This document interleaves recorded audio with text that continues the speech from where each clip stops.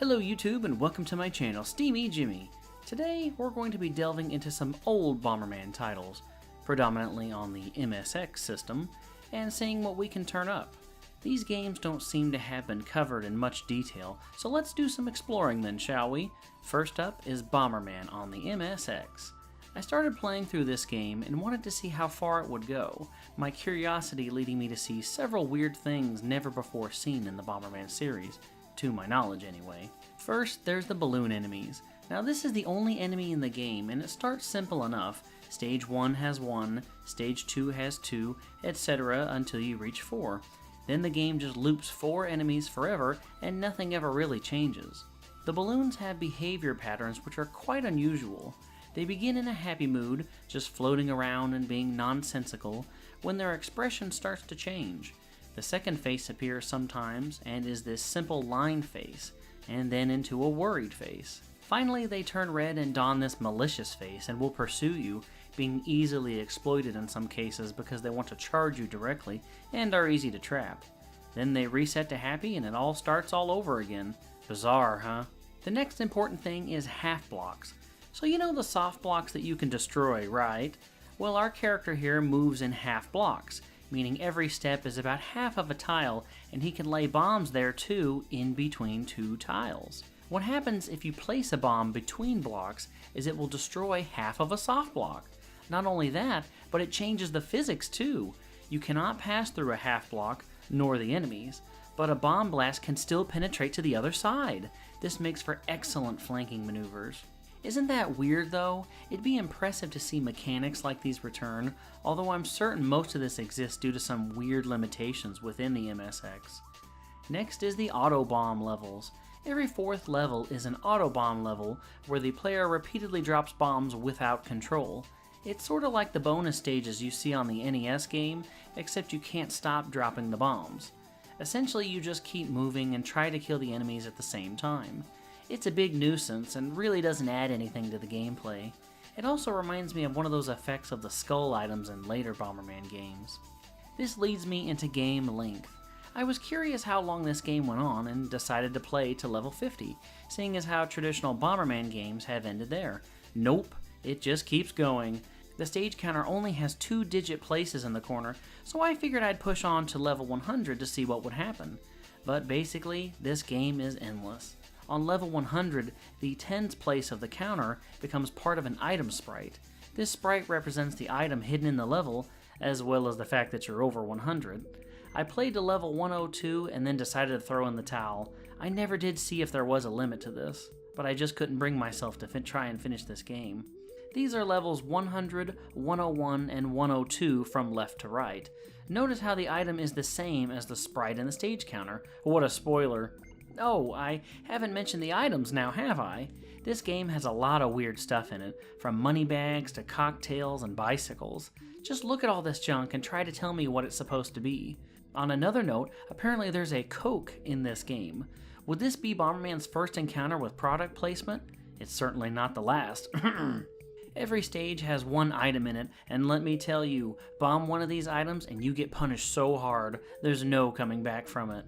That also reminds me, you can bomb the exits that appear in the levels too. Yes, every level has an exit hidden somewhere, and normally in Bomberman games you destroy the enemies and then find the exit, right? Well, look what happens in this game.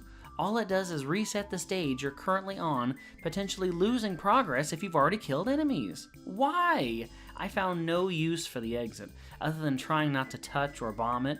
It's the most pointless thing in this entire game, just a big fat hazard. What a waste. Now I want to talk about something I call the overlap principle. Basically, if 2 or more balloon enemies are overlapping on the same space when a bomb goes off, only 1 enemy is allowed to die and the rest will survive. This must be some kind of programming error or oversight, because it feels like it's not warranted the way it occurs. See this example here. There are clearly 3 enemies on screen. All 3 are overlapping in the frame the explosion happens on. After the smoke clears, it is revealed that 1 died and 2 survived. Guess they used him as a shield. Here's one more example. By the time the bomb explodes, 2 balloons are completely overlapping, with 1 balloon being halfway into the space beneath them.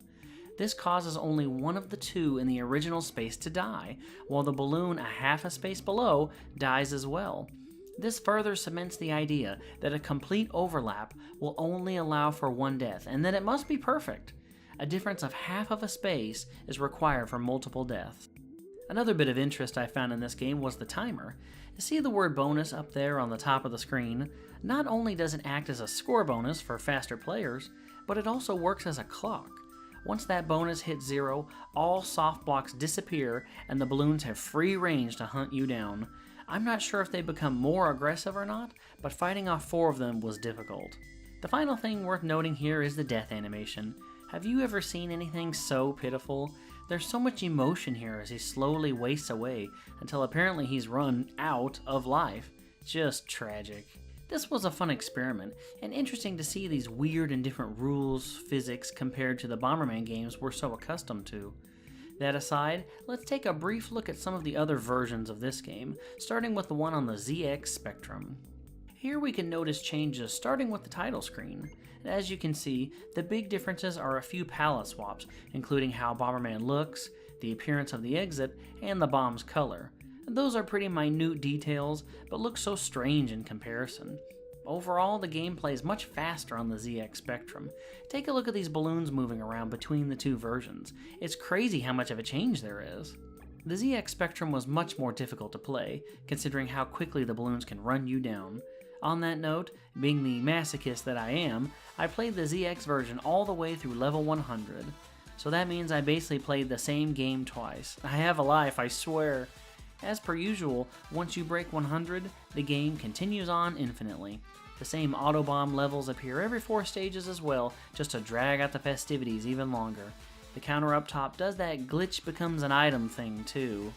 One other thing I did was keep track of the items. I had a nearly identical run, finding all the same items, except for the weird 7 remote control thing. This time, however, I did find a tobacco pipe. Coupled with the cocktail, we can see that human Bomberman really enjoys his vices. Imagine that, a middle-aged man handling explosives while smoking and drinking. Paints an entirely new portrait of him, doesn't it? It's also worth noting that the lemon is missing from the cocktail. I suppose even his tastes in alcohol change between versions. Also, he dies even faster this time. It just keeps getting weirder, I swear. As much as I'd love to move on, we have one more pit stop left with this game, detouring to the Sharp MZ700. Who names these things? What's this? Why, it appears Bomberman just became even more primitive. It's literally the same game as Bomberman on MSX and ZX Spectrum, except the graphics have been taken down a big notch here. Have a look at some gameplay. Boy, that is kinda hilarious. Such humble beginnings for our hero Shirobon. It's funny but also charming in a way to see such a simple idea evolve into what we see today, no? There's something very peaceful about it. I just love watching those pixels go all crazy. It's such a fun, retro explosion. Anywho, this game is almost 100% identical to the other Bomberman ports, and there's not a lot to say except more of the same. I feel like I keep talking about the same thing over and over. But let's go ahead and run through this game. So, to explain, Bomberman is the green guy, and the balloons are the other guys.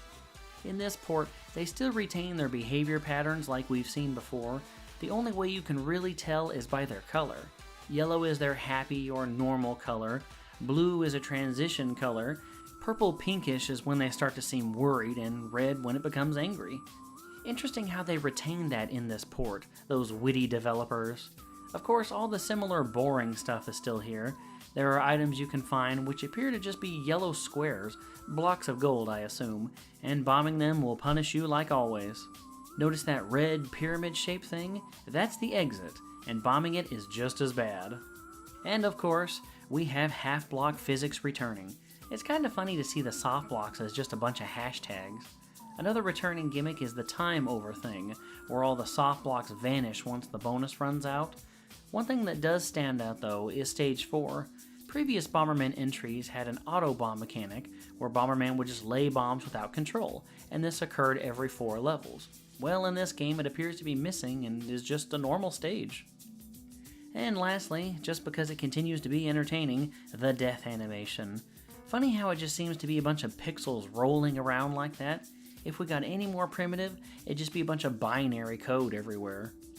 Unfortunately, this emulator lacks save states, and my skill is nowhere near good enough. Thus, I cannot reach level 100. I still learned quite a bit, and it was charming to see such an old version of Bomberman out there.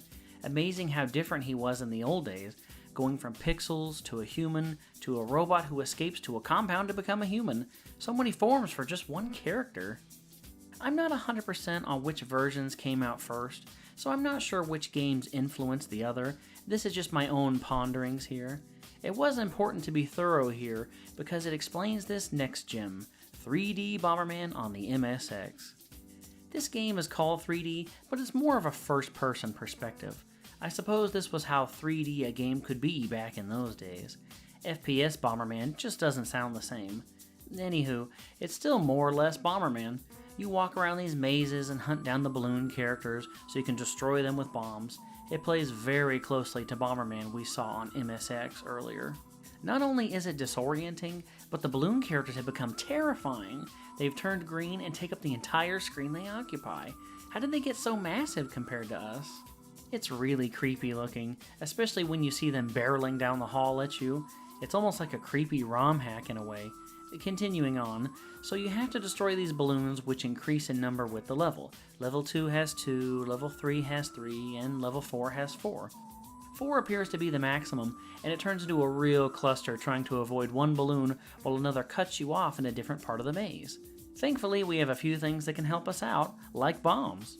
Weird how the bomb explosion looks like TV static. It stands out, but it just looks really wrong. Speaking of, look at the animation when you hit yourself with a bomb. For some reason, bombing yourself runs the same animation as when you get caught by the balloon enemy. I suppose it was just because they lacked the time to put in a new animation, or perhaps there wasn't enough memory in the game. I do find it creepy that the balloons literally have the words, "You are dead," coming out of their mouths. What the fuck? There's a few things you can find hidden in the maze to help you along, such as a bonus item. Destroying a soft block will reveal a pile of gold coins. It's a perfect stack of gold coins or bars that are just hiding in the wall. It seems really awkward when you view it through a first-person perspective like that. Who would hide precise gold stacks in the walls of a labyrinth filled with balloon monsters? I should note, if you bomb those on accident, you get punished, as is Bomberman tradition by this point. Imagine trying to fight off 4 or more of those balloons. Talk about impossible. Not only is there free gold, which increases your score, you can also find an exit. If you find this blue ladder, it will take you to the next area, which is extremely helpful. You don't even have to destroy all the balloons. What a steal! That's way more useful than some of the exits we saw in Bomberman games earlier. As per usual, don't bomb it. What's really strange is the balloon enemy's teeth appear to use the same sprite as the ladder. Kinda makes me think they have braces. How bizarre. Oh, what's that? I didn't mention soft blocks? Well, of course there are soft blocks, silly. It's a Bomberman game after all. But seriously, I had no idea either. The title screen alludes to there being an exit and a bonus item, but how would anyone know to learn that there are breakable walls in this game without being told? All soft and hard blocks are identical in texture and color. There's no differentiating them. You can use the map in the corner to help determine how close you are to the map's limits, but it's still a blind run. It takes a lot of time to adapt to it. What's really interesting about soft blocks is the fact that you can destroy half of them, just like in the other ports of Bomberman that we saw. Here are some moments where I demonstrate a half block explosion and a destroyed half block. Pretty crazy, huh? How would anyone ever know that? I just happened upon it with excessive experimentation. I should also note that this game does have a time limit, and once it's over, all soft blocks vanish and the balloons hunt you down. In this next clip, time runs out and you can see a soft block actually vanish. It looks like I moved the character, but I didn't. It's just a bizarre optical illusion due to the block disappearing. This game is basically a first-person version of Bomberman in every way. Crazy, right? I played up to level 19 and finally decided to surrender. The stage counter implies that the levels can go up to level 9,999, but I'm not that crazy. I plan on reaching level 100 at the least, but honestly, the difficulty became way too high. The balloons become so aggressive and smart. They could take little side turns and hunt me down as I ran, and their speed is ridiculous. Look at this clip where a balloon is running alongside me on the map, and he has the same speed as me. Talk about overpowered. Speaking of, here's a speed comparison. The left is from level 1 and the right is from level 18. They have become so fast that I can't handle it anymore. At the very least, I have this giant pile of research to show you guys, so hopefully this gives you a well-rounded idea of what 3D Bomberman is like. Oh, and by the way, he's watching you.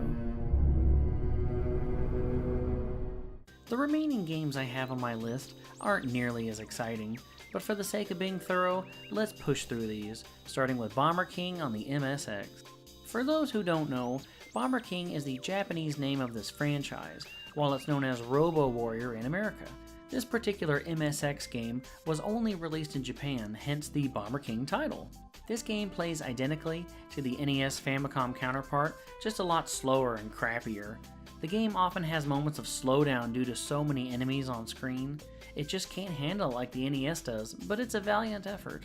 That said, I did find a handy map online. Beating this game is a strange and weird chore, and you're going to need it. Bless the gentleman who created this, because if it wasn't there, I would have surrendered a long time ago. I suppose I should explain the game briefly, but bear with me because it's a mouthful. You walk around and destroy these objects, collecting multiple items every few seconds. Most items are used for brief power-ups, like screen clearing bombs or increasing your walking speed for a time, or to be able to walk across water. The basics, really. Other items are way more valuable, like batteries. Your life bar is technically a battery since you're a cyborg, and it constantly drains. If you get hit by enemies, it also reduces, so finding those batteries is a must. Speaking of limits, you need to keep up on your bomb supply. Enemies constantly bombard the screen, and nearly all of them always drop a bomb. You can bump into them and kill them easily, so you don't have to worry there, but running out of bombs is a distinct and real possibility. Now in this massive herd of trees or bombable objects, you need to find a chalice first. This chalice prevents the screen from wrapping. If you don't get it, the game will loop until you die or lose your mind. Once acquired, you'll then reach an end screen to these areas where you must sniff out a key. The key opens the exit and off you go. Now the map makes it look pretty straightforward, but what you learn in-game is that many hard blocks in your path are bombable, but only certain ones. Imagine trying to figure that out on your own, especially when said hard blocks take multiple bombs, often varying from stage to stage, to destroy. Commence internal screaming. So there's the game for you. Now let's talk story. Basically, you're a cyborg who's going to this planet on the brink of ruination to save it from Zur, this weird half-cyborg thing who's taking over the universe with his minions. In fact, he even appears right on the cover of the Famicom box. That's him in the background there, getting blown to all hell. Here's some other weird images of him. Left is the NES manual, and right is the Famicom. Since we're discussing story here, here's the intro and ending to the MSX game. Look how deep and riveting it is. Basically, go to planet to save planet, and save planet then leave. About what you'd expect, really. So Zur has all these weird minions working for him, so here's a few clips of his horrifying, gruesome, and strange Lords of Xantho, as the Robo Warrior manual calls them. My favorite is the robot that spits out little blue piranha whale things. It's entertaining to just watch all these going at once and see all their weird behaviors. Also, I should mention, this game is punishing despite its weird rules. If you bomb yourself once, just once, regardless of health, you die. I can't tell you how many times I killed myself and cursed this game's creator due to such a handicap. Thank goodness we have save states. The last item on our agenda is the music. The Robo Warrior series actually has a theme song. Yes, a full song with lyrics sung by a Japanese man. What a shocker! Here's the song right there on YouTube. Isn't the internet great? Because every video game needs karaoke. And here's the same song but instrumental. How obscure can we get? These songs were so cool, I downloaded them to listen to right away. I highly recommend that if you like these, download them soon, because as fickle as the internet and copyright is these days, you never know when they can disappear from YouTube. Thankfully, your old pal Steamy has you covered. Look below for both tracks as MP3s. That completes my coverage of Bomber King for MSX. Next, I decided to torture myself by playing through all 50 levels of Bomberman Special on MSX. Basically, it's just a poor man's version of Bomberman for the NES. The game is almost completely identical to the NES version, with the same enemies, items, and gameplay. It just runs slower and is more boring than the NES. I would like to note it only ever gave me one skate the entire time, while I had about 6 bombs, 5 fires, remote control, soft block pass, and bomb pass. I was nigh invincible in that game, but I was as slow as can be. It was torturous enough having the game move slow on account of the MSX, but as we all know, Bomberman with 1 or 2 skates is way too slow. Sonic would be ashamed. Anywho, I should note that the sides of the stages are intact as well, just that the stage has to push the screen in order to show the rest of it, kinda like it does in the original Legend of Zelda. Each stage has 3 sections like that, and standing around trying to bomb things on these lines can make you disoriented. It takes a lot of patience to beat this game, so good luck with that. Now for something more silly. So you know the animation when an enemy is hit with a bomb, right? They turn into that funny yellow face and then disappear. Well, in this game, this MSX version, the enemies linger for quite a while as they disappear, as you can see. While working through these stages, I noticed I could place bombs on the same tile they were disappearing on, resulting in something like this. The sprite of the enemy dying is on top of the bomb. Now this doesn't affect the game in any way, but it's quite hilarious to look at. I call it bomb face, and it can be a lot of fun to dabble around with. It looks like he has eyebrows and a mustache. I'd love to see someone draw a doodle of this silly guy. What's also weird is the enemy behaviors seem to be very easily confused in this game. Look at a few of these clips here. The enemies are often stalling for no reason, overlapping in weird ways, and it's just all around strange to look at. It really makes this game feel like it was half finished or something. One notable distinction though is level 50, which consists entirely of Pontans, while the NES game has multiple enemies.